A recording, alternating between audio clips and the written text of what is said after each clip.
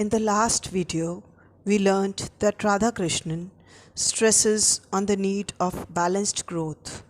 This can be achieved by the study of literature, philosophy, and religion.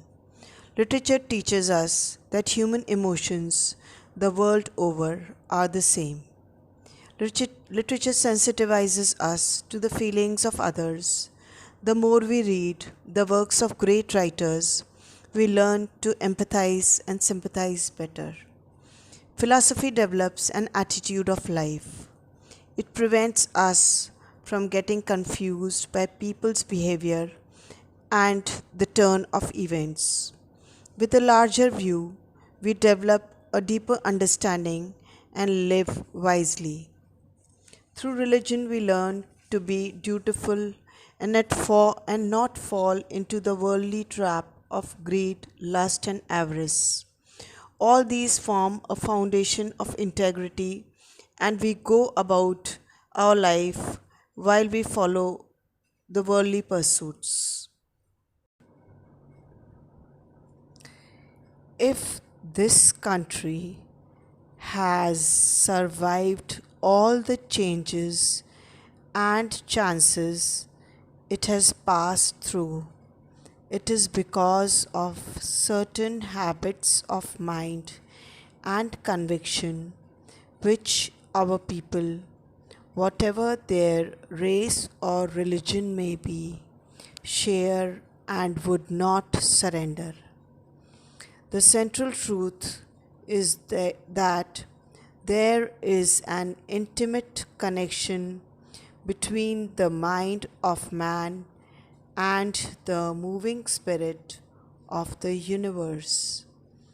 We can realize it through the practice of self control and the exercise of compassion. These principles have remained the framework into which were fitted lessons from the different religions that have found place in this country.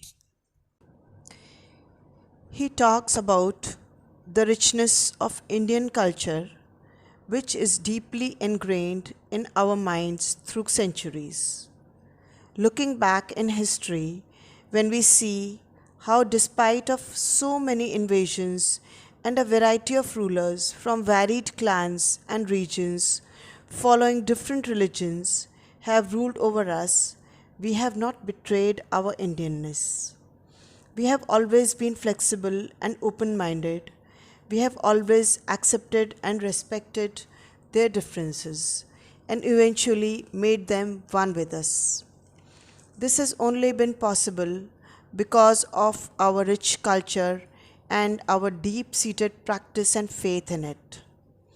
The ultimate truth is that there is a very deep connection between the human mind and the spirit of the universe.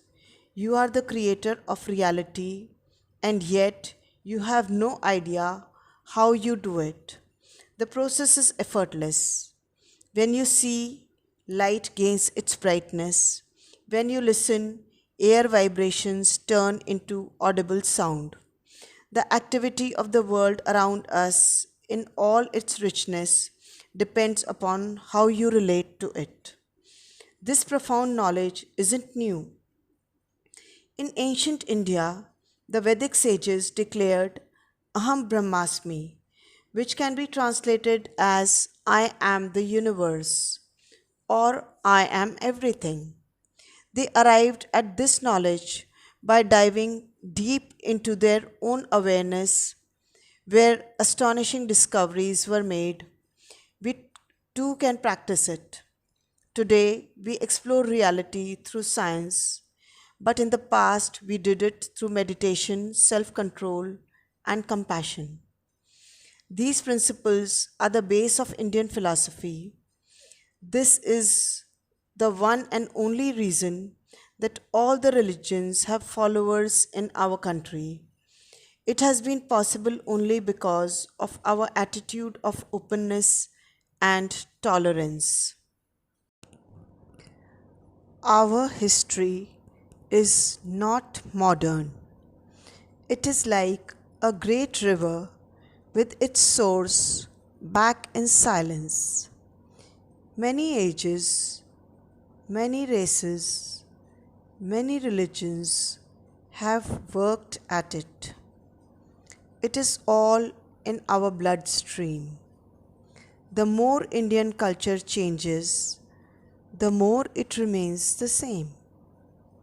The power of the Indian spirit has sustained us through difficult times.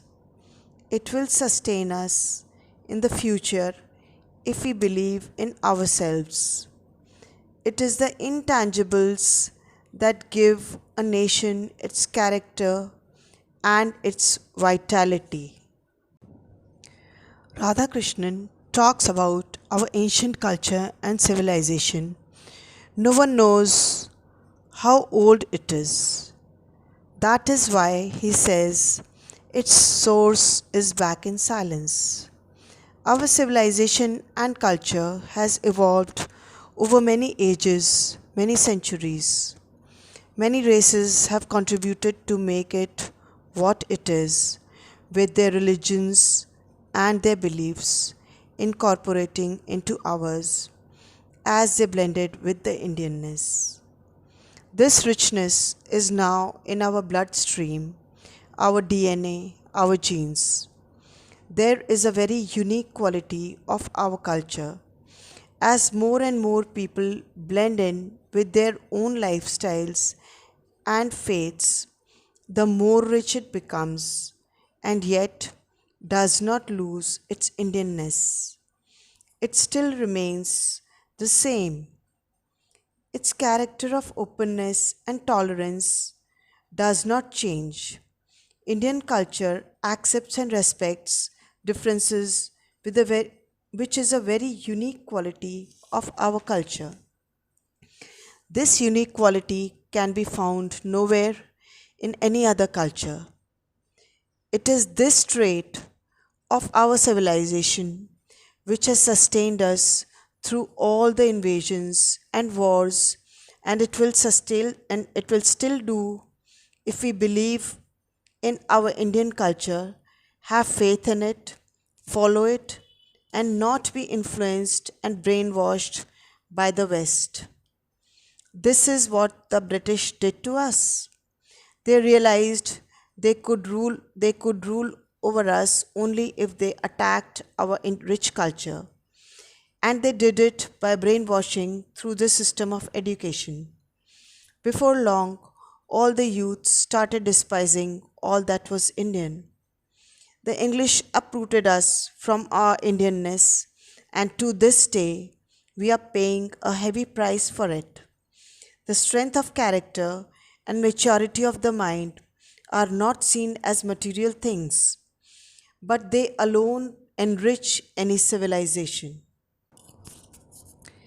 They may seem unimportant or even irrelevant under the pressure of daily life.